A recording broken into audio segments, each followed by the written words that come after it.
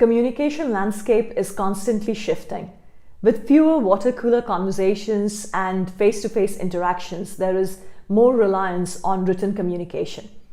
Now, a very frequently asked question really is saying, what are the best practices for written communication to ensure that one is being an effective leader and effective communicator?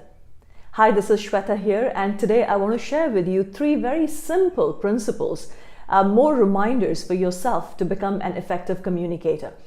And please remember to subscribe to this channel to ensure you're getting very practical and proven business strategies for yourself so you can perform at a higher level. So let's go through this, okay? So the first one is, when you're writing an email, make sure that there is very appropriate and relevant subject line. Now, it's very commonly ignored factor, but it does make a huge difference, especially in these times when you want to have the right trail and way to go back to the previous communication, right? So your subject line should ideally communicate the purpose of this email. Very simple, short, and to the point, okay? That's the first thing. The second thing is that when you're writing your email, please don't write the way you think or the way you talk, okay? What I mean by that is, don't just vomit. And I've seen many times people just writing stuff, it's like long paragraphs, and towards the end, I don't know what really is the call to action. So make sure that your written communication is short, it's to the point, it's bullet points ideally, and towards the end there is a very clear call to action, and the person knows that this is getting delegated to him or her, right? So very clear delegation, clear timeline, and short and bullet points. And there's a very famous saying, and I'm sure I'm not saying it verbatim, but what it really means is that it's the poet actually writes to his friend saying, I'm sorry, I didn't have time to write you a short letter. And writing concise, writing precise, writing to the point actually takes time.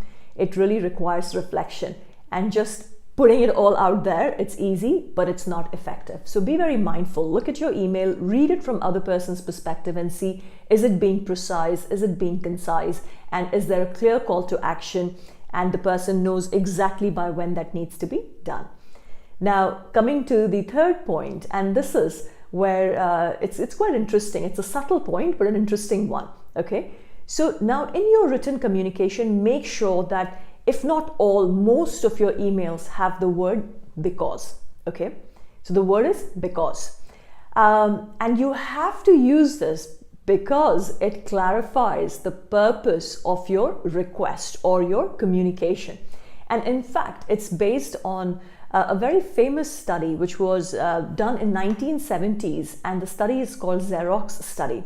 And in fact, I'll read out some of the comments, how they did the study. So they basically did this study or research to identify what's the best way to request people or to communicate to people to get the job done. Yeah.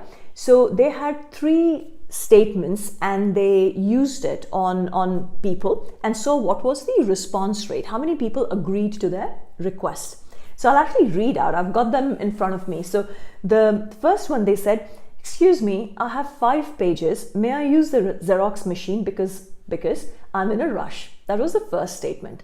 The second was, excuse me, I have 5 pages. May I use the Xerox machine? That was the second one. So there was no because, yeah? The third one was, excuse me, I have 5 pages. May I use the Xerox machine because I have to make copies? Yeah?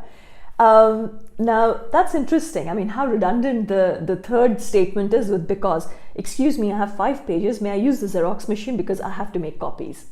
Now the interesting bit here is that the first statement got the compliance rate of 94%.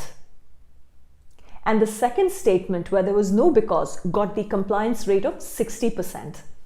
That's a substantial difference. Just imagine in your organization if you could actually have that jump from 60 to 94. And the interesting bit is the third statement, which is actually a superfluous, redundant statement, especially after because, actually got the compliance rate of 93%. Very similar to the first statement. So it's the power of the word because. And I'm not saying that you be superfluous in your communication. That's not the idea at all. The purpose here is again to explain why you need to use the word because people need to understand where you're coming from. Not simply your implied intention, but where exactly you're coming from. They're all intelligent individuals, and they want to understand the logic behind it.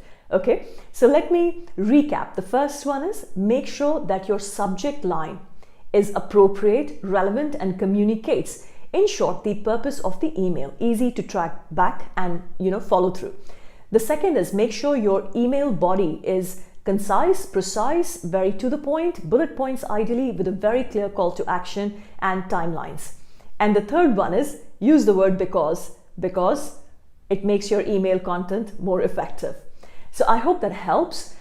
Enjoy practicing this and seeing the increase in the clarity in the implementation within your organization. And once again, remember to subscribe to this channel, because what I share is absolutely practical and proven. And this is exactly what we do in our business and in our clients' businesses to ensure that we are getting consistent, sustainable growth in our organizations. You take care, have a fantastic rest of the day, and I will be in touch with you very soon.